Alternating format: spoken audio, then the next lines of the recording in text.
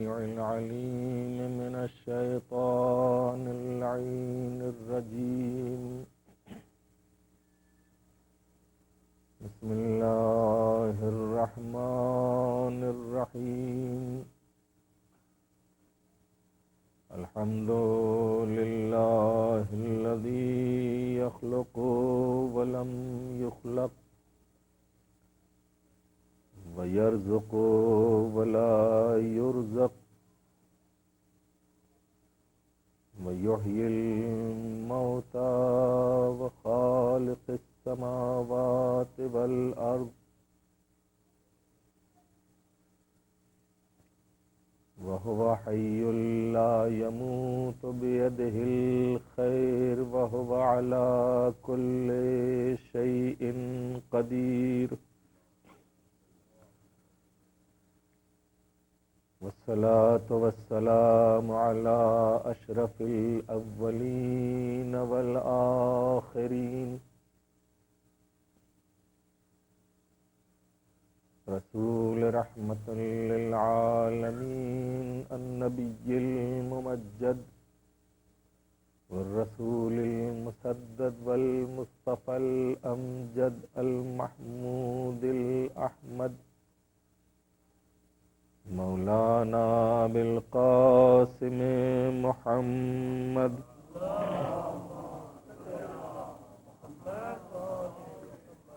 صلى الله عليه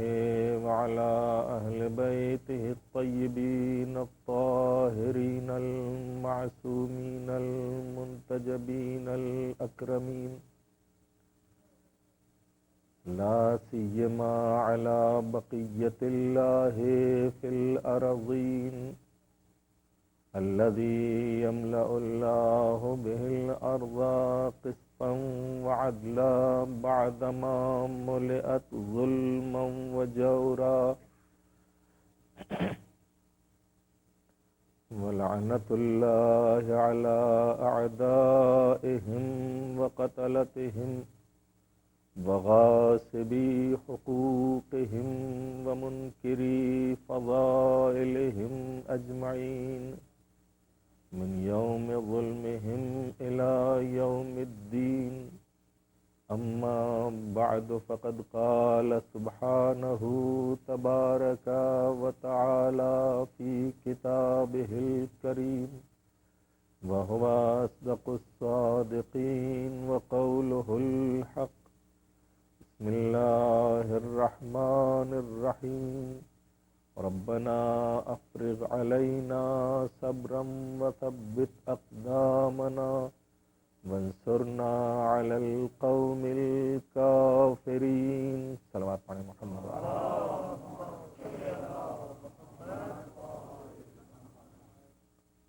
ماشاءاللہ اتنا مجمع ہے کہ بلند آواز سے بھی صلوات پڑھی جا سکتی ہے.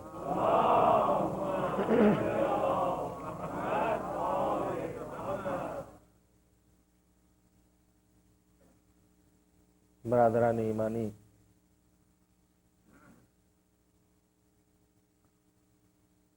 جو موضوع ان مجلسوں میں بیان کیا جا رہا ہے اس کے دوبارہ تکرار کی ضرورت ویسے چندہ نہیں ہے، لیکن شاید اگر کوئی نیا سننے والا ہو تو اسے یہ گوش گزار کر دینا بہتر سمجھتا ہوں کہ اسلامی نقطۂ نظر سے جوان اور نسل جوان کی کیا حیثیت اور اہمیت ہے، اور اسلام نے ایک نوجوان اور جوان کو کن نگاہوں سے دیکھا ہے، یہ کل ملا کر ہماری تقریروں کا موضوع ہے.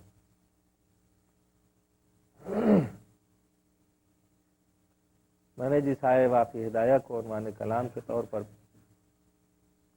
آپ کی خدمت میں پیش کیا ہے تو قرآن کی ایک دعا ہے جو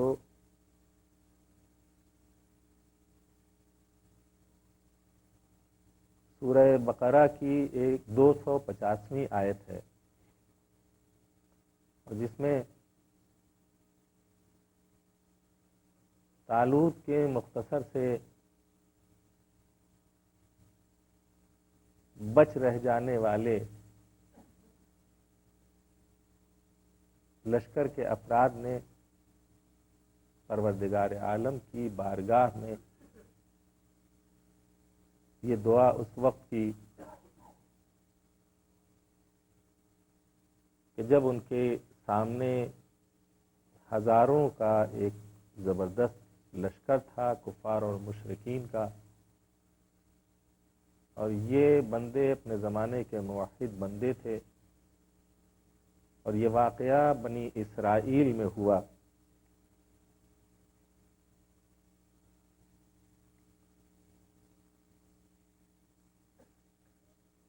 میں قوم بنی اسرائیل میں جو واقعات ہوئے ہیں، قرآن کریم نے سب سے زیادہ جس قوم کو اور جس قوم کے واقعات کو ہائی لائٹ کیا ہے وہ قوم ہے جناب موسیٰ کی قوم اور بنی اسرائیل، جناب موسیٰ کی امت اور بنی اسرائیل۔ اسی میں یہ واقعہ بھی ملتا ہے کہ جب بنی اسرائیل کو اپنے حالات انتہائی خراب نظر آئے تو انہوں نے اپنے زمانے کے نبی سے یہ کہا کہ ہمیں حکم جہاد دیا جائے تاکہ ہم خدا کی راہ میں جہاد کریں اور دوبارہ عزت اور سربلندی حاصل کریں، جو ذلت اور رسوائی ہمارے نصیب میں آئی ہے اس سے ہم نجات حاصل کریں اور اپنا حق حاصل کریں جو دوسروں نے غصب کر لیا ہے۔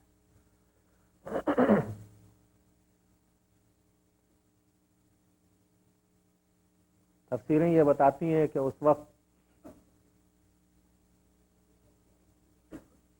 وقت کے نبی نے یہ کہا کہ تم کو اگر کوئی حاکم دے دیا جائے تو تم اس کی نافرمانی تو نہیں کرو گے۔ کہا ہم نافرمانی کیوں کریں گے؟ اس لیے کہ ہم تو یہ چاہتے ہی ہیں کہ ہمارے اوپر کوئی ایسا حاکم مقرر کیا جائے کہ جس کے پرچم تلے ہم جہاد کر سکیں۔ پروردگار عالم نے آواز دی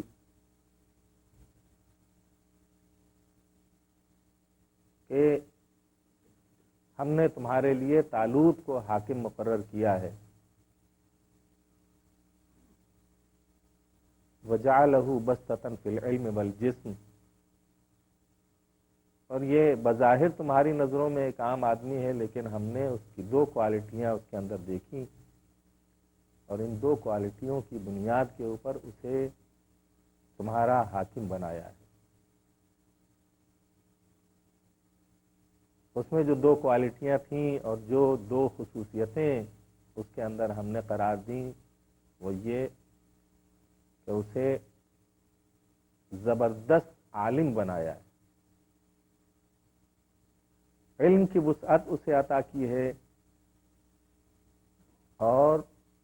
زبردست طاقتور بنایا ہے اور اسے بہت قوی بنایا ہے۔ دو ہی چیزیں قدرت کی نظر انتخاب میں انسان کی حاکمیت اور انسان کی سربراہی اور سرپرستی کے لیے بنیاد بنتی ہیں۔ اگر کسی میں یہ دو کوالٹیز بدرجہ اتم پائی جائیں تو یہ سمجھ لینا چاہیے کہ اس کے اندر یہ صلاحیت ہے کہ وہ انسانی معاشرے اور انسانی سماج کی رہبری کر سکتا ہے۔ میں اپنے موضوع سے ہٹ نہ جاؤں، بات کو سمیٹ کر کے یہ عرض کرنا چاہتا ہوں کہ یہ بات آئے گی بعد میں کہ پروردگار عالم نے ان دو کوالٹیوں کے اوپر بنیادی طور سے بیس کیا، اور بیس کرنے کے بعد انہی دو کوالٹیوں کے مالک کو انسانی قیادت سونپی ہے اور انسانی رہبری سونپی ہے۔ اگر ان میں سے کوئی ایک نہ ہو، کوئی بہت بڑا عالم ہو اور اس کے اندر پاور نہ پایا جاتا ہو، تو اس میں قیادت کی صلاحیت نہیں۔ کوئی بہت بڑا پاورفل آدمی ہو لیکن علمی صلاحیتیں اس کی دوسروں کے مقابلے کمتر ہوں، تو اس کے اندر بھی قیادت کے عناصر پورے موجود نہیں ہیں۔ میں اس نقطے تک آپ کو پہنچانا چاہتا ہوں، یہ ایک مخصوص موضوع ہے، اور اس مخصوص موضوع کا نام ہے کہ حاکمیت اسلام اور ولایت اسلام کسے نصیب ہونی چاہیے، جو میری اور آپ کی اس وقت ان مجلسوں کا موضوع نہیں ہے۔ لشکر تیار ہوا جالوت اس سے مقابلے کے لیے، کہ جو 25,000 کا لشکر لے کر کے آیا تھا میدان میں، یہ بھی اپنی بستیوں سے نکلے۔ راستے میں طالوت نے یہ کہا کہ پروردگار عالم تمہارا امتحان ایک نہر کے ذریعے لے گا، جو اس نہر سے اپنے آپ کو پوری طرح سیراب کر لے گا وہ ہم میں سے نہیں ہوگا، لیکن جو بہت ہی مختصر ضرورت کے مطابق اس نہر سے اپنی پیاس بجھائے گا اور آگے بڑھ جائے گا، اس کے اندر ہماری ہمراہی کی طاقت رہے گی۔ بہت سے ایسے تھے کہ پیاس کی شدت میں انہوں نے اپنے آپ کو پوری طرح سیراب کر لیا، چنانچہ جو اکثریت تھی اس نے اپنے آپ کو تشنگی کی شدت میں پوری طرح سیراب کرنے کے بعد یہ محسوس کیا کہ ہم میں جالوت کے لشکر سے مقابلے کی طاقت نہیں ہے، لہذا انہوں نے صاف لفظوں میں یہ کہہ دیا کہ ہم لا طاقت لنا اليوم، آج ہمارے اندر جنگ کرنے اور لڑنے کی جالوت سے طاقت نہیں ہے۔ یہ تمثیل ہے قرآن حکیم کی، بڑی اچھی تمثیل۔ پروردگار عالم نے نہر کا ذکر کیا ہے، اسے آپ سمجھ لیجئے کہ پانی کی نہر تھی جو بہہ رہی تھی، لیکن حقیقت جو ہے وہ یہ ہے کہ اسی ایک لشکر کے اپنی بستی سے روانگی اور میدان جہاد کی آخری منزل تک پہنچنے کے درمیان کے اس فاصلے کو پروردگار عالم نے دنیا کی گزرگاہ قرار دیا ہے اس تمثیل کے ذریعے، اور اس دنیا کی گزرگاہ کے درمیان ایک پانی کی نہر انتہائی تشنگی کے دوران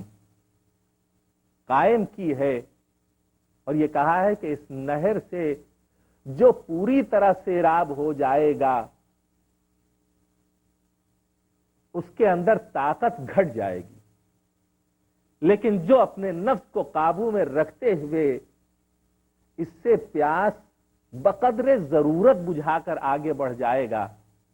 اس کے اندر باطل سے ٹکرانے کی طاقت بھی رہے گی۔ یہ دنیا ہے، نہر نہیں ہے، یہ دنیا ہے۔ پروردگار عالم نے اس کو نہر کا نام دیا، اس واقعے میں ایک تمثیل بیان کی کہ ان اللہ مبتلیکم بنہر، تمہیں پروردگار عالم ایک پانی کی نہر سے کے ذریعے آزمائے گا، جو اس آزمائش میں کھرا اتر جائے گا وہ جہاد کا مستحق ہوگا اور اس میں جہاد کرنے کی طاقت ہوگی، لیکن جو اس آزمائش میں کھرا نہیں اترے گا بلکہ اپنے آپ کو پوری طرح سیراب کر لے گا، اس کے اندر آگے بڑھنے، جد و جہد کرنے، باطل سے ٹکرانے کی طاقت نہیں رہے گی۔ ہمارا حال یہی ہے۔ ہم علیکم السلام اگر دنیا کو اس اعتبار سے لیتے ہیں کہ فقط بحد ضرورت اس سے کسب کرتے ہیں اور اس کی ضرورتوں سے دل وابستہ نہیں کرتے، اس کی آسائشوں سے دل اپنا وابستہ نہیں کرتے، بلکہ اس کی محبت میں اپنے آپ کو مبتلا نہیں کرتے، تو جب اس کی محبت میں مبتلا نہیں کرتے تو خدا کی راہ میں جد و جہد کا جذبہ ہمارے اندر زندہ رہتا ہے۔ اور اگر ہم اسی دنیا کی محبت میں اپنے آپ کو غرق کرتے ہیں، ایسا مکان ہونا چاہیے، ایسا لباس ہونا چاہیے، ایسی زندگی ہونی چاہیے، ایسی سواری ہونی چاہیے، ایسی کار ہونی چاہیے، ایسا عیش ہونا چاہیے، ایسا آرام ہونا چاہیے، تو یہ وہ چیزیں ہیں کہ جو چاروں طرف سے انسان کو گھیرنے کے بعد اس جذبے کو فنا کر دیتی ہیں جو خدا کی طرف لے جاتا ہے، اس جذبے کو فنا کر دیتی ہیں جو انسان کو خدا کی طرف لے جاتا ہے۔ یہ دنیا ایک نہر کے مانند ہے کہ جو اس نہر سے اپنے آپ کو زیادہ سیراب کرتا جاتا ہے وہ زیادہ وزنی ہوتا چلا جاتا ہے، سنگین ہوتا چلا جاتا ہے، اور اپنے آپ میں توانائی نہیں پاتا فائٹ کی۔ لیکن اگر حسب ضرورت اپنے آپ کو اس دنیا کی ضرورتوں سے صرف ضرورت کے مطابق اس سے لو لگائے اور ضرورت کے مطابق اس سے استفادہ کرے اور ضرورت کے مطابق اسے استعمال کرے، تو اس کے بعد پھر اسے احساس باقی رہتا ہے اس کے اندر کہ ہمیں آگے بڑھنا ہے۔ جو لوگ اس سے پوری طرح سے سیراب ہو جاتے ہیں وہ اسی کو اپنا ملجا اور ماوا سمجھتے ہیں۔ جو لوگ اس سے حسب ضرورت استفادہ کرتے ہیں ان کی نگاہیں آگے رہتی ہیں اور وہ دیکھتے ہیں کہ ہماری منزل خدا وحدہ لا شریک کی ذات۔ چنانچہ صرف 313 افراد باقی رہ گئے تھے اس لشکر میں کہ جنہوں نے اپنے آپ کو اس نہر سے آلودہ نہیں کیا اور اس نہر سے اس طرح سے سیراب نہیں ہوئی جس طرح دوسرے لوگ سیراب ہو گئے تھے۔ سب اس نہر کے کنارے پڑے رہ گئے، صرف 313 افراد آگے بڑھے جو 25,000 کے لشکر کے مقابل میں آ کے کھڑے ہوئے۔ اب یہ 313 افراد کا لشکر جو طالوت کا لشکر تھا، جس میں 17 برس کا ایک نوجوان تھا کہ جس کے اندر سب سے زیادہ جذبہ جہاد پایا جاتا تھا۔ 17 برس کا کم سن جوان جس میں سب سے زیادہ جذبہ جہاد پایا جاتا تھا اور جس نے سب سے بہترین انداز میں امتحان کی منزل کو طے کیا تھا، دنیا کی تاریخ میں اور قرآن کی تاریخ میں اس مجاہد فی سبیل اللہ کا نام جو شباب کی ابتدائی منزلوں میں تھا، بوڑھا نہیں تھا، شباب کی ابتدائی منزلوں میں تھا، قرآن کی تاریخ میں اس کا نام داؤد کہا جاتا ہے۔ جناب داؤد یہ وہ ہیں کہ جنہیں ان کے اسی جہاد کی بنا پر، ان کے اسی مجاہدے کی بنا پر، ان کے اسی نفس کو کنٹرول کرنے کی بنا پر عالم شباب میں اگر انسان اپنے نفس کو کنٹرول کرتا ہے، میں آگے اپنی منزل کے اوپر، عالم شباب میں اگر انسان اپنے نفس کو کنٹرول کرتا ہے، اپنے نفس کو ضبط کرتا ہے، ضرورتوں کے اوپر پھسل نہیں جاتا بلکہ اپنے نفس کو کنٹرول کر کے خدا کو حاضر و ناظر جان کر کے ضرورتوں کو بحد ضرورت استعمال کرتا ہے اور دنیا کی رنگینیوں میں اپنے آپ کو بہکنے نہیں دیتا، تو جناب داؤد کی مثال سامنے ہے کہ قرآن نے یہ بتایا یہ وہ جوان تھا کہ جس نے اپنے نفس کو قابو میں رکھا، اس نہر سے صرف بحد ضرورت استفادہ کیا اور آگے بڑھ گیا، تو یہ وہ جوان تھا کہ جو جہاد فی سبیل اللہ میں تمام جوانوں سے آگے، تمام بوڑھوں سے آگے اور تمام مجاہدوں سے آگے نظر آیا اور سب سے آگے بڑھ کر کے وہ حملہ کرنے والا تھا۔ معلوم یہ ہوا کہ اگر خداوند عالم کسی کو ایسا جوان بنا دے اور کوئی جوان اپنی امتحان کی منزل میں اتنا کف نفس کرے اور اتنا اپنے نفس کو کنٹرول میں رکھے تو خداوند عالم اس کے مراتب میں اضافہ کرتا چلا جاتا ہے، اس کی قوت میں اضافہ کرتا چلا جاتا ہے، اس کے مرتبے کو بڑھاتا چلا جاتا ہے، اور انتہائی منزل میں وہ منزل آتی ہے کہ جب اسے حکومت بھی مل جاتی ہے اور اسے پیغمبری بھی مل جاتی ہے۔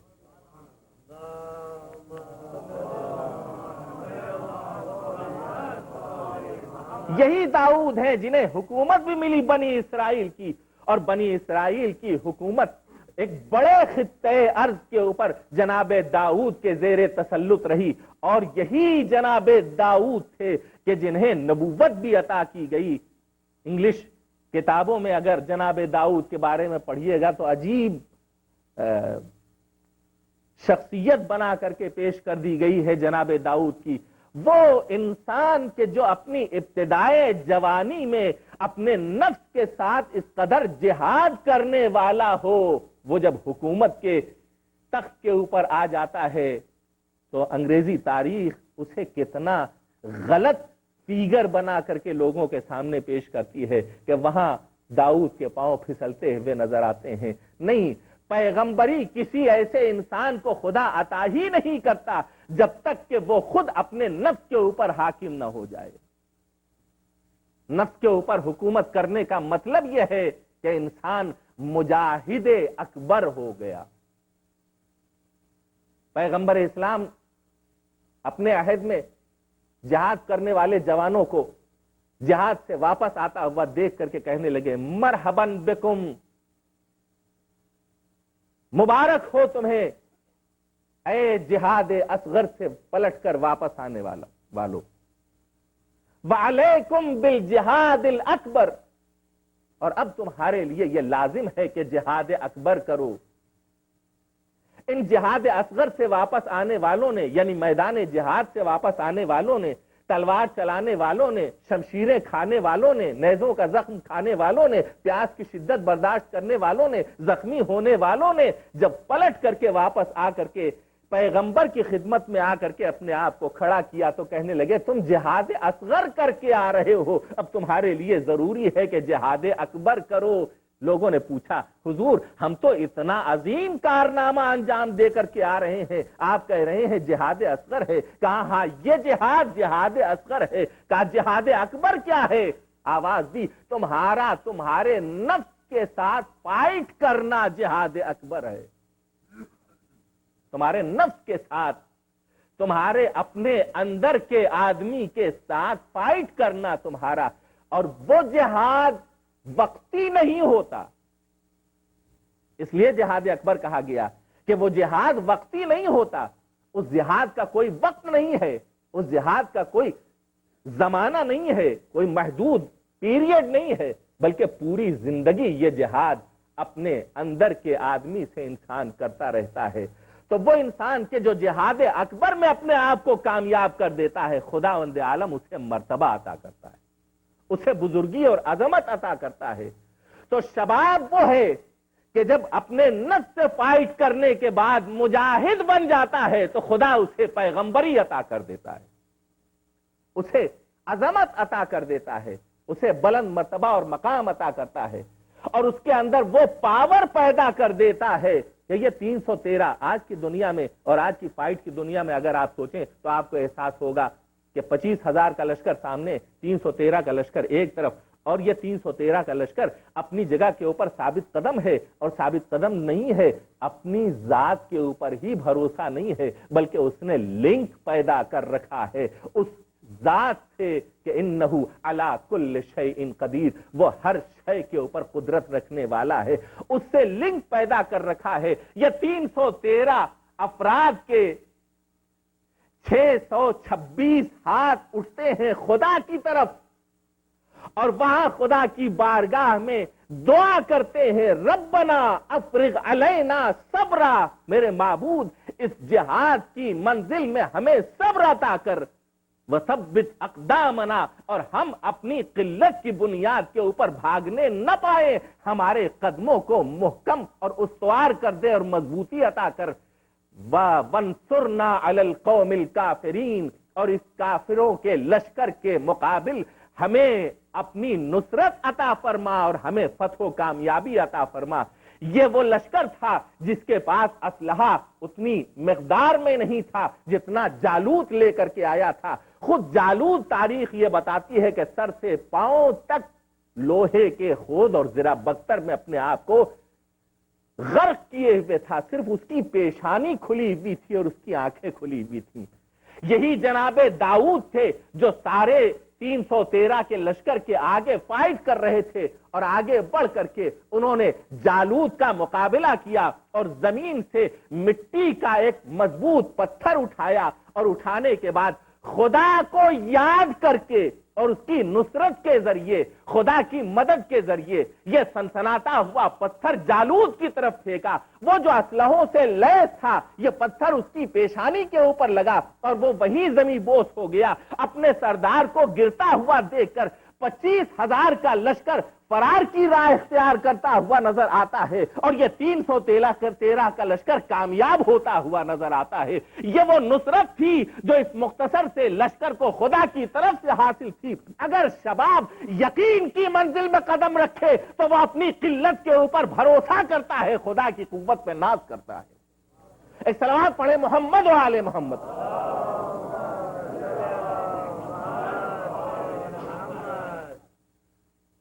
جوانی میں اتنی طاقت ہوتی ہے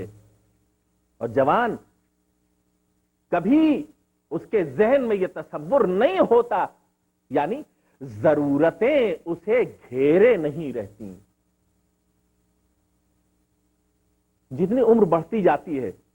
انسان کی ضرورتیں بڑھتی جاتی ہیں، انسان کی احتیاجات بڑھتی جاتی ہیں، اور جتنی ضرورتوں کا دائرہ پھیلتا جاتا ہے اتنا ہی انسان اسیر ہوتا جاتا ہے۔ اور جتنا انسان جوان رہتا ہے، شباب کی منزلیں اسے ضرورتیں اس زمانے میں دکھائی نہیں دیتی، صرف اس کا دل خالص اور صاف رہتا ہے، اور اس خالص اور صاف دل کے ذریعے وہ اگر کچھ سوچتا ہے تو اس کے دل میں سب سے زیادہ جذبہ کچھ کر گزرنے کا ہوتا ہے۔ یہ نفسیاتی بات ہے، اس کے لیے کوئی دلیل و برہان کی ضرورت نہیں ہے۔ نوجوان یا جوان یہ سوچتا ہے کہ ہمیں کچھ کرنا چاہیے اور کچھ کر گزرنے کا جذبہ اس کے اندر زیادہ زیادہ پروان چڑھتا ہے، لہذا اسے خوشی کا احساس ہوتا ہے اگر وہ کسی کی کوئی مدد کرتا ہے۔ اگر آپ خود محسوس کریں گے تو اس کے لیے کسی دلیل کی ضرورت نہیں ہے۔ نوجوان کے اندر یہ جذبہ پروان چڑھتا ہے کہ وہ کسی کی مدد کرے، اور کسی کو اگر ضرورت مند دیکھتا ہے تو وہ سب سے پہلے اپنے آپ کو وہاں پہنچانے کی کوشش کرتا ہے تاکہ میں مدد کروں، میں مدد کروں۔ یہ کون سی چیز ہے، یہ کون سا جذبہ ہے جو خداوند عالم نے اس کے اندر رکھا ہے، جو پروردگار عالم نے اس کے اندر پروان چڑھایا ہے، جو پروردگار عالم نے اس کے اندر ودیت کیا ہے؟ یہ وہ نعمت ہے کہ جو اسلام کی روح کہلاتی ہے۔ اہل بیت علیہم السلام کی پوری زندگی کے کمالات کا نچوڑ یہ ہے کہ یُؤْثِرُونَ عَلَىٰ أَنفُسِهِمْ وَلَوْ كَانَ بِهِمْ خَصَاصَةٌ، وہ اپنی ذات کے اوپر شدت برداشت کر لیتے ہیں دوسروں کی مدد کی خاطر، سختیاں اپنے لیے برداشت کر لیتے ہیں، پے در پے 3 دن اپنے کھانے کی، روزے کی، افطار کی روٹیاں سائلوں کو دے دیتے ہیں، کبھی مسکینوں کو، کبھی یتیموں کو، کبھی اسیروں کو۔ شب ازدواج فاطمہ زہرا سلام اللہ علیہا اپنے بابا کے گھر سے بہترین لباس لے کر آتی ہیں، اور صبح کے وقت جب سائل دروازے کے اوپر آتا ہے تو اپنی ضرورت کا احساس سیدہ کو نہیں، اس لیے کہ ایک بوسیدہ لباس پہلے سے موجود ہے، وہ پہن لیں گی، اور وہ لباس جو بہترین لباس ہے، لن تنالوا البر حتى تنفقوا مما تحبون، بہترین پرہیزگاری یہ ہے کہ وہ شے خدا کی راہ میں دو جسے تم عزیز رکھتے ہو اور پسند کرتے ہو۔ اہل بیت کی زندگی کا کمال یہ ہے کہ وہ اپنی پسندیدہ چیز خدا کی راہ میں پیش کرنے کی سعادت حاصل کرتے ہیں۔ یہ اہل بیت کے ہاں صفت کہاں سے آئی؟ یہی وہ کیفیت ہے کہ جس نے اہل بیت کو منزل کمال تک پہنچایا، اس منزل کمال تک پہنچایا کہ جس سے اعلیٰ اور ارفع کوئی منزل نہیں ہے کسی مخلوق کی۔ اگر اس جوہر کو کہیں تلاش کرنا چاہیے تو وجود انسانی میں عالم شباب میں ملے گا، وجود انسانی میں عالم شباب میں ملے گا۔ اہل بیت کی زندگی کا معال یہ ہے کہ وہ خوشی محسوس کرتے ہیں دوسروں کی مدد کرنے میں۔ ایک جوان کی زندگی کا حاصل ہی یہی ہوتا ہے، اس کے دل میں یہ پروان چڑھتا رہتا ہے جذبہ، اگر کوئی ضرورت مند نظر آئے تو ہم اس کی ضرورت کو پورا کریں۔ جب تک یہ جذبہ زندہ رہتا ہے تب تک یہ سمجھ لیجئے کہ یہ انسان جوان ہے، یہ انسان عالم شباب کی منزل میں ہے۔ بڑا پیارا جذبہ ہے، بڑا عزیز جذبہ ہے جو پروردگار عالم نے ایک جوان کو ودیت کیا ہے۔ یہی وہ جذبہ ہے جس کی معراج کا نام ہے اہل بیت علیہ السلام۔ صلوات پڑھیں محمد و آل محمد۔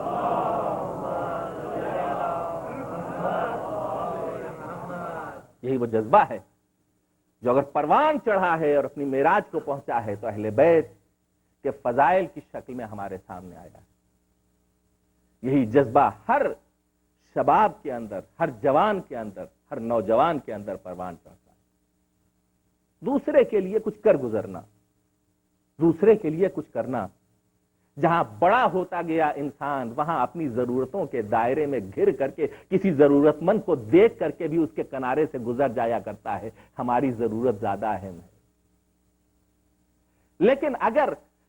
اس کے اندر جواں ہمتی پائی جاتی ہے تو وہ اپنے قدموں کو روک لیتا ہے کہ اس کی ضرورت پہلے پوری کرو، اس کے بعد آگے بڑھو۔ اور یہی وہ جذبہ جب اپنے کمال کو پہنچتا ہے تو فضائل اہل بیت کی شکل میں ہمارے سامنے آتا ہے۔ کتنی عظیم بات ہے۔ ہمارے اور آپ کے امام زمانہ نے شباب کی اہمیت کا احساس دلایا ہے۔ ہمیں اپنی قدر پہچاننی چاہیے۔ ہم اپنے چھوٹے بھائیوں سے کہہ رہے ہیں کہ ہمیں اپنی قدر پہچاننی چاہیے کہ عالم شباب کو اسلام نے کتنی اعلیٰ نگاہی سے دیکھا ہے، کتنی قدر کی نگاہ سے دیکھا ہے۔ شباب کی بندگی، شباب کی اطاعت، عالم جوانی کی تسبیح و تقدیس، عالم جوانی کی بندگی، عالم جوانی کا سجدہ، عالم جوانی کی نمازیں، عالم جوانی کے روزے، اتنی روایتیں بھری پڑی ہیں۔ بڑھاپے میں اگر انسان خدا کی بندگی شروع کرتا ہے، وہی بات نفسیاتی طور سے میں آپ کی خدمت میں عرض کرنا چاہتا ہوں، ضعیفی اور بڑھاپا اپنی کمزوری کو محسوس کر کے، انسان اپنی لاچاری اور بے کسی کو محسوس کر کے، اور انسان اپنی کوتاہیوں کو مد نظر رکھتے ہوئے اب مجبور ہوتا ہے تو خدا کی بارگاہ میں سر کو جھکاتا ہے۔ لیکن عالم شباب میں انسان کے ہاتھ، پاؤں، نگاہ، جسم، وجود، روح، پیکر پاک و پاکیزہ رہتے ہیں، ابھی گناہوں سے آلودہ نہیں رہتے۔ ایسے گناہوں سے آلودہ نہ رہنے والے وجود کو اگر یہ توفیق عطا ہو جائے کہ خدا کی بارگاہ میں سجدہ کرے، اگر یہ توفیق عطا ہو جائے کہ خدا کی بندگی کرے، اگر یہ توفیق عطا ہو جائے کہ خدا کا ذکر کرے، اگر یہ توفیق عطا ہو جائے کہ خدا کی عبادت کرے، اگر یہ توفیق عطا ہو جائے کہ روزہ رکھے، اگر یہ توفیق عطا ہو جائے کہ حج کرے، اگر یہ توفیق عطا ہو جائے کہ خدا کی صلوات پڑھیں محمد و آل محمد،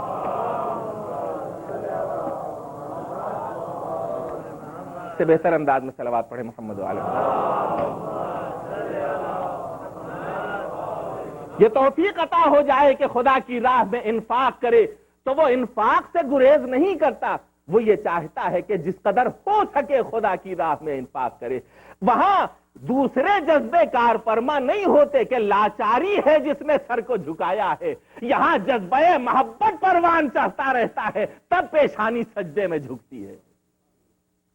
یہاں جذبہ محبت پروان چڑھتا ہے تو پیشانی جذبے سجدے میں جھکتی ہے، یہاں جذبہ ایثار پروان چڑھتا ہے تو خدا کی راہ میں انفاق کرتا ہے، یہاں جذبہ بندگی پروان چڑھتا ہے تو خدا کی گھر کا طواف کرتا ہے اور سعی کرتا ہے، یہاں جذبہ محبت پروان چڑھتا ہے تو خدا کی بندگی اور اطاعت میں مشغول ہوتا ہے، اپنے لیے نہیں بلکہ دوسروں کے لیے کچھ کرنے میں زیادہ افتخار محسوس کرتا ہے اور خوشی کا احساس ہوتا ہے۔ کہیں اور نہ جائیے، ایک جوان تھا کہ جسے رسول نے خطاب کیا، اے میرے جوان دلیر بہادر شیر، اے میرے بھائی، آج کی رات کفار مکہ نے یہ اہتمام کیا ہے کہ مجھے قتل کر دے، لہذا آج کی شب تم میری جگہ میرے بستر کے اوپر سو جاؤ۔ اور یہ جوان کا جذبہ ایثار تھا جس نے یہ نہیں پوچھا کہ میں زندہ بچ رہوں گا یا نہیں،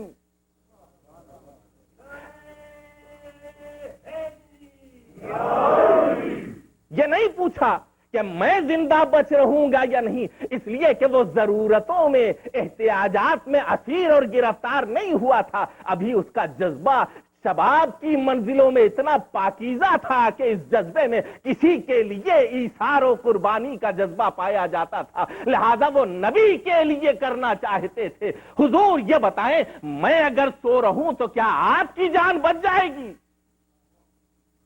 یہ ایک جوان ہی کہہ سکتا ہے، یہ ایک شباب سے بھرا ہوا دل ہی کہہ سکتا ہے، عالم شباب کے سے مملو اور کبھی دل ہی کہہ سکتا ہے کہ کیا میرے سو رہنے سے آپ کی جان بچ جائے گی؟ یہ وہی جذبہ ایثار ہے کہ جو شب ہجرت اپنی معراج کی منزل کو پہنچا۔ آج ایک جوان رسول کریم مختار کائنات فخر موجودات اور کائنات کی عظیم المثال شخصیت کو بچانے کا بیڑا اپنے کاندھوں کے اوپر محسوس کر رہا ہے تو یہ نہیں دیکھتا کہ تلواریں کھچی ہوئی ہیں، یہ نہیں دیکھتا کہ قتل کا اہتمام ہے، یہ نہیں دیکھتا کہ فرش احمد مقتل بننے والا ہے، یہ نہیں دیکھتا کہ آج کی تاریخ میری زندگی کا چراغ گل ہونے والا ہے، بلکہ یہ کہتا ہے کہ کیا میرے سو جانے سے آپ کی جان بچ جائے گی؟ آپ کی جان بچ جائے گی۔ اور جب پیغمبر نے فرمایا میری بھی جان بچ جائے گی اور تم بھی میری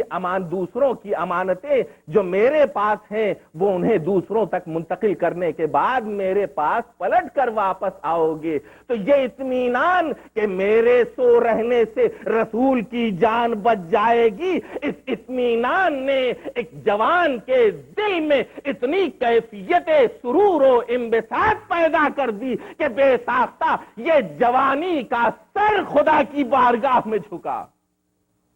اور تاریخ اسلام نے سب سے پہلے عالم شباب کے اس سجدے کو اپنی تاریخ میں لکھ لیا کہ کسی بوڑھے نے سجدہ شکر پہلا نہیں کیا روئے زمین کے اوپر، ایک جوان تھا جس نے دوسرے کے لیے جذبہ ایثار کی بنیاد پر پہلا سجدہ شکر کیا۔ ایک صلوات پڑھیں محمد و آل محمد۔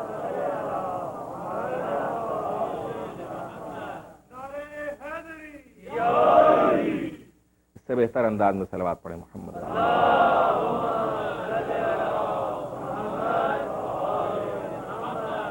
کیا عرض کروں، وقت اسی طرح سے گزر جاتا ہے، جو باتیں اور آپ کی خدمت میں عرض کرنی تھی وہ کل کے لیے ٹالتا ہوں۔ عالم شباب میں واقعاً روایات اہل بیت جوانی کی نمازوں، جوانی کے روزوں، جوانی کی بندگی اور جوانی کے کار خیر کو بہت اہمیت دیتے ہیں، اس لیے کہ وہاں اخلاص کی زیادہ کیفیت پائی جاتی ہے، وہاں خلوص زیادہ پایا جاتا ہے، وہاں کوئی اور جذبہ شریک نہیں ہوتا، وہاں صرف ایک جذبہ ہوتا ہے کہ خدا کی بارگاہ میں اپنا سر جھکایا جائے، خدا کی عبادت اور پرستش کی جائے، خدا کی اطاعت اور بندگی کی جائے۔ یہ والدین کی عظیم ڈیوٹی ہے کہ وہ ابتدا سے اپنے بچوں کی وہ تربیت کریں کہ جب یہ بچہ پروان چڑھ کر کے جوان ہو تو اس کے اندر یہ خالص جذبات موجود رہیں۔ صرف ایک روایت آپ کی خدمت میں پیغمبر اکرم صلی اللہ علیہ وآلہ وسلم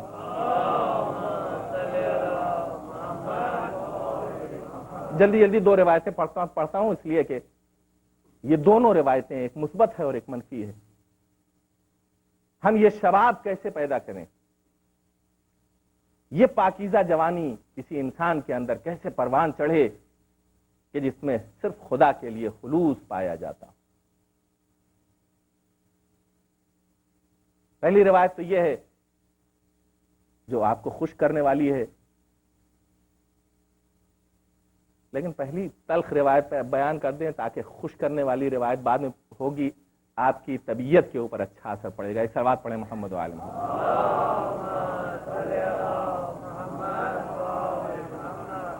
پیغمبر اسلام اپنے زمانے کے بچوں کو دیکھ رہے تھے۔ مستدرک الوسائل کی روایت ہے، دیکھتے دیکھتے چہرے کا رنگ متغیر ہوا پیغمبر کا، اور پیغمبر نے فرمایا افسوس ہے آخری زمانے کے بچوں کے اوپر۔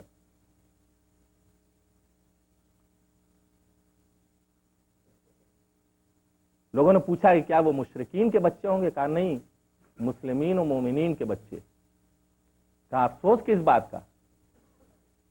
فرمایا ان کے والدین انہیں مادی تعلیمات کا تھوڑا سا حصہ دیں گے اور دنیا اور دینی معلومات کے سلسلے میں انہیں بالکل کورا رکھیں گے، اور انہیں کچھ نہ بتائیں گے کہ خدا کا کیا ہے اور دین کیا ہے اور دینی معلومات کیا ہے۔ چنانچہ وہ زندگی میں اپنے بھٹکتے ہوئے نظر آئیں گے۔ افسوس ہے ایسے بچوں کے اوپر۔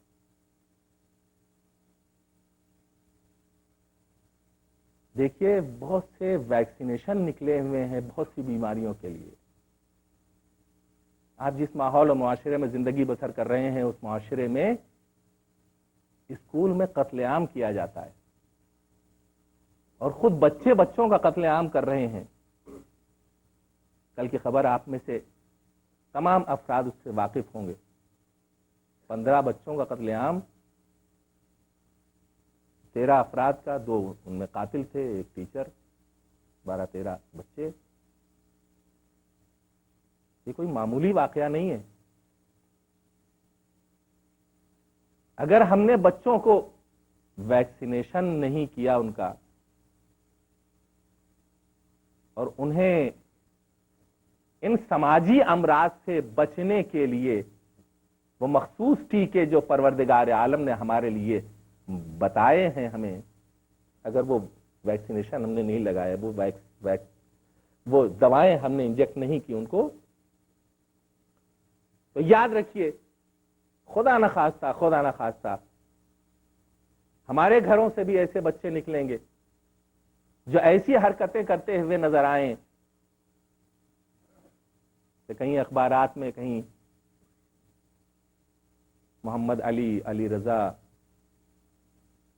آپ سمجھ رہے ہیں جو میں کیا کہہ رہا ہوں، ایسے نام اخبارات میں آئیں تو یہ وہ بچہ ہے کہ جس نے اپنے آپ کو تلف کیا۔ سب سے زیادہ ذمہ دار وہ بزرگ افراد ہیں کہ جنہوں نے اس بچے کی صحیح رہنمائی اور ہینڈلنگ کی۔ پیغمبر نے فرمایا میں ایسے افراد سے بیزار ہوں جو اپنے بچوں کی صحیح تربیت نہیں کرتے اور وہ دین کی باتیں نہیں بتاتے تاکہ دنیاوی معاملات میں وہ محفوظ رہ سکیں۔ پہلے انہیں دین کی باتیں بتا دیں تاکہ وہ دنیاوی معاملات میں پھر محفوظ رہ سکیں۔ اور عجیب روایت کا جملہ ہے، فرماتے ہیں کہ میں ان سے بیزار ہوں، اور یہ بھی ہے کہ وہ بھی مجھ سے بیزار ہیں۔ اس جملے کے اوپر غور کیجئے گا تو آپ کی روح کانپے گی کہ ہم اس منزل کے اوپر اپنے آپ کو لا کے کھڑا کر دیں کہ ہم پیغمبر سے بیزار ہو جائیں۔ پھر نہ ہماری دنیا رہی اور نہ آخرت۔ اور ایک دوسری روایت آپ کی خدمت میں، اسی کتاب مستدرک الوسائل کی دوسری جلد کی ہے، پیغمبر اسلام صلی اللہ علیہ وآلہ وسلم فرماتے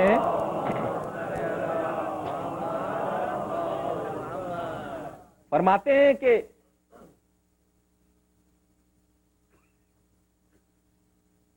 اذا قال المعلم للصبی، کیونکہ یہ روایت چھوٹی ہے لہذا میں نے اس کی عربی عبارت بھی یاد کر لی ہے۔ اذا قال المعلم للصبی بسم اللہ، بسم اللہ الرحمن الرحیم بھی پورا نہیں ہے، ہو سکتا ہے روایات کا مفہوم یہی ہو۔ اذا قال المعلم للصبی بسم اللہ كتب اللہ لہ وللصبی ولوالدیہ براءۃ من النار۔ جب ایک استاد اپنے کسی شاگرد کو بسم اللہ الرحمن الرحیم کی تعلیم دیتا ہے تو پروردگار عالم اس معلم اور استاد کے لیے اور اس بچے کے لیے اور بچے کے والدین کے لیے آتش جہنم سے براءت کا پروانہ لکھ دیتا ہے۔ صلوات پڑھیں محمد و آل محمد۔ دنیا میں غرق ہو جانے والے والدین کے لیے کم از کم یہ عظیم تحفہ ہے کہ اگر تم ذرا سا دنیا میں سختی برداشت کرو اور ایک بسم اللہ الرحمن الرحیم اپنے بچے کی زبان کے اوپر جاری کر دو تو نہ صرف یہ کہ وہ استاد بخشا جائے گا، وہ بچہ بخشا جائے گا، تمہاری بخشش کا پروانہ بھی لکھ دیا جائے گا۔ یہ کوئی معمولی چیز نہیں ہے۔ امام حسین علیہ السلام کو کہ ایک صاحبزادے کو عبد الرحمن سلمی، ان کے ایک صحابی تھے جو عالم بھی تھے، انہوں نے بسم اللہ سورہ حمد کی، امام حسین علیہ السلام کے ایک بچے کو سورہ حمد کی تعلیم دی۔ آپ نے عبد الرحمن سلمی کو بلایا اور بلانے کے بعد مختلف انعامات اور لباس عطا کرنے کے بعد فرمایا ذرا اپنا دہن کھولیے۔ جب انہوں نے منہ کھولا تو ان کا منہ موتیوں سے بھر دیا۔ لوگوں نے تعجب کیا کہ آخر اتنی عطا اور اتنا انعام دینے کی ان کو کیا ضرورت تھی؟ ایک سورہ حمد کی تلاوت کی تعلیم تو دی تھی۔ کہا تم سورہ حمد کی حیثیت کو معمولی سمجھتے ہو؟ یہ سورہ حمد ہماری عطا سے کہیں اعلیٰ اور ارفع ہے جس کی تعلیم اس نے عطا کی ہے۔ تنہا یہی سورہ حمد ہے جو اس کی پوری زندگی کو پروٹیکٹ کرے گا، محفوظ کرے گا اور اس کی پوری زندگی کے لیے بہترین وسیلہ بن جائے گا۔ چھوٹی چھوٹی چیزیں، زیادہ محنت کی چیزیں بھی نہیں ہیں۔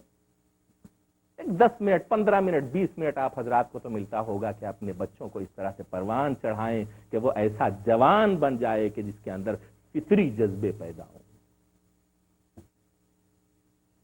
ایسے بچے تو بن جائیں کہ اب شب عاشور جناب زینب سے یہ کہیں اماں جان جی تو یہ چاہتا ہے کہ پرچم ہمارے حوالے کیا جائے علمداری کا۔ یہ بھی 3 دن کے بھوکے اور پیاسے ہیں،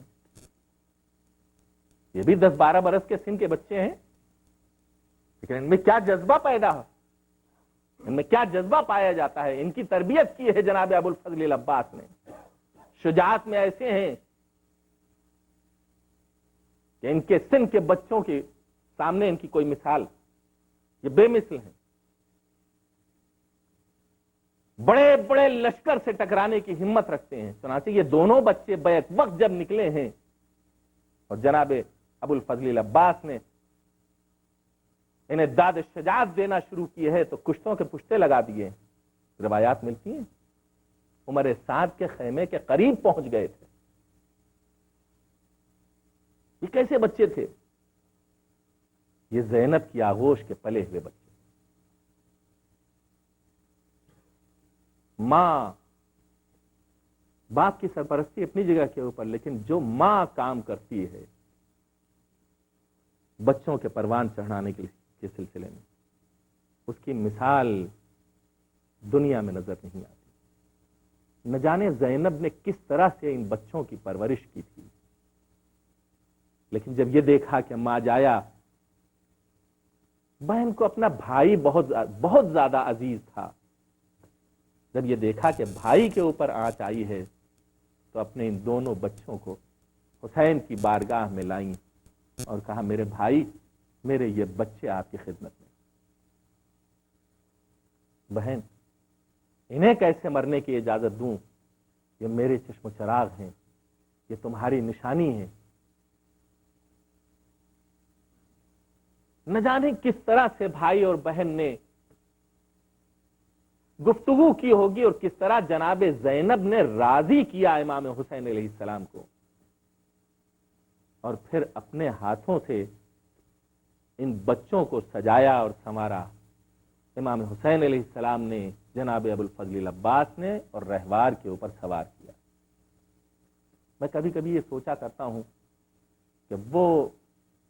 جواں اور دلیر کہ جسے دنیا ابوالفضل العباس کہتی ہے، اس کی شمشیر زنی اور تیغ زنی کی شجاعت زیادہ تھی، یا وہ شجاعت زیادہ تھی کہ جب وہ اپنے نفس کو کنٹرول کرتا تھا اور اپنی گود کے پالے بچوں اور جوانوں کو اپنے ہاتھ سے سجا کے میدان میں بھیجتا تھا؟ نہیں سمجھ میں آتی یہ بات۔ لڑنے کے لیے گئے 3 دن کے بھوکے اور پیاسے، ماں سے جب اجازت لینے کے لیے گئے تو ماں نے کہا میرے لال دودھ نہ بخشوں گی اگر دریا کی طرف چلے گئے اور اپنی پیاس بجھا لی۔ یعنی ماں کو اس قدر اعتماد تھا کہ یہ بچے اتنے شجاع اور دلیر ہیں کہ دریا کے اوپر جو پہرا بھی ہوگا، یہ اگر جنگ کرنے کے لیے آمادہ ہو گئے تو دریا کے اوپر لگا ہوا پہرا بھی ان کے سامنے کچھ نہیں۔ آواز دی دودھ نہ بخشوں گی اگر تم نے اپنی پیاس بجھا لی۔ اماں جان، ہم تو اپنے ماموں کے اوپر اپنی جان فدا کرنے کے لیے آمادہ ہیں۔ اور ایک مرتبہ جب وہ منزل آئی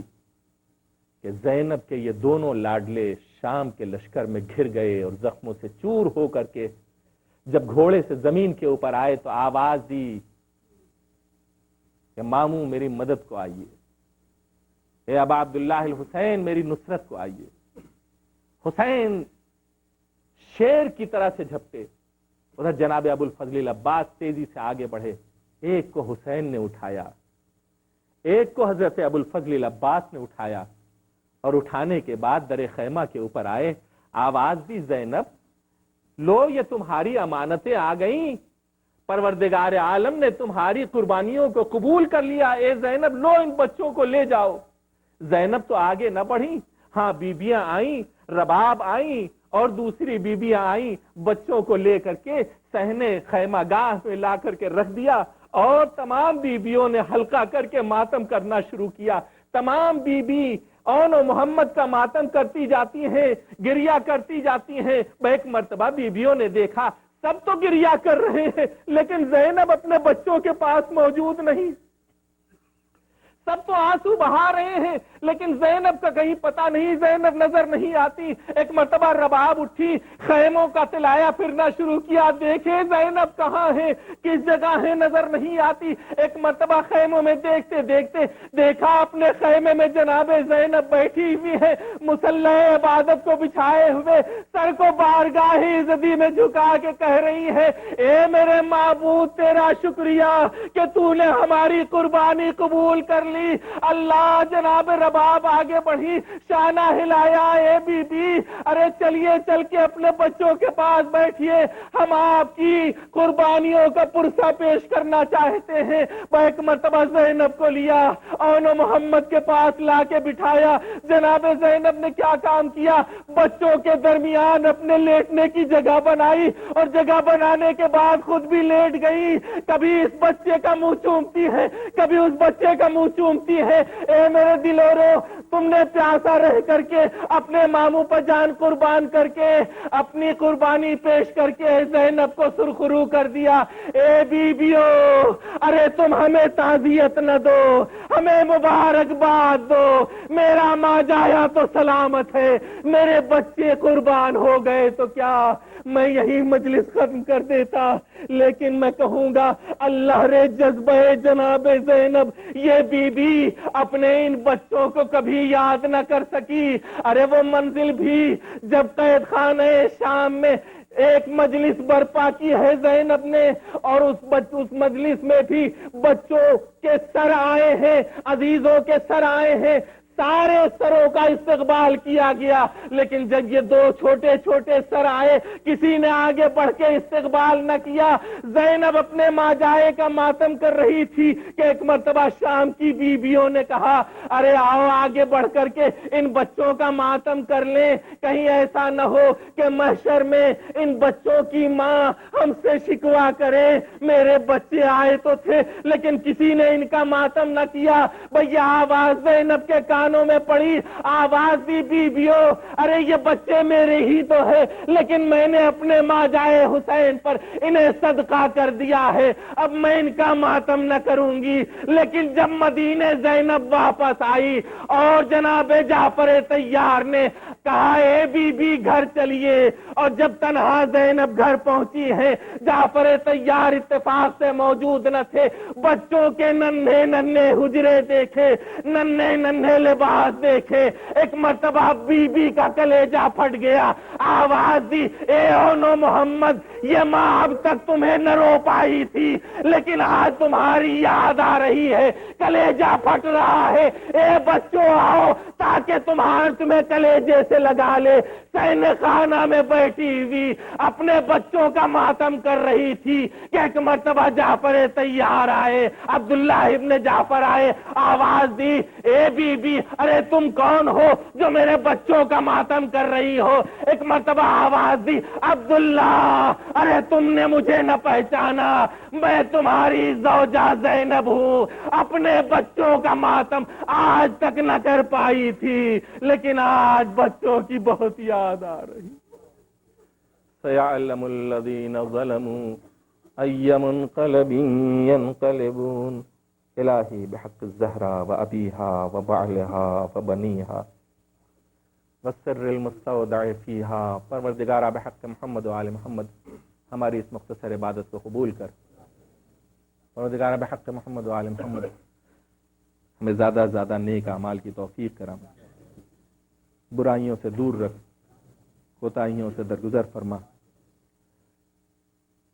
میرے معبود گناہوں سے دور رہنے کی قوت اور طاقت عطا فرما، میرے معبود بحق محمد و آل محمد جتنے صاحبان حاجات اس مجلس میں بیٹھے ہوں ان سب کی دینی اور دنیاوی حاجتیں برلا، میرے معبود اسلام اور اہل اسلام کو سربلندی عطا کر، جمہوری اسلامی کو دوام عطا کر، میرے معبود کفر و نفاق کو نیست و نابود کر، باعمل علماء اعلام، مراجع عظام اور رہبر انقلاب اسلامی کو حفظ و امان عطا کر، میرے معبود ظہور قائم آل محمد میں تعجیل فرما اور ہم سب کو ان کے جانثاروں میں شامل فرما، حق محمد و آلہ الطاہرین، ماتم حسین۔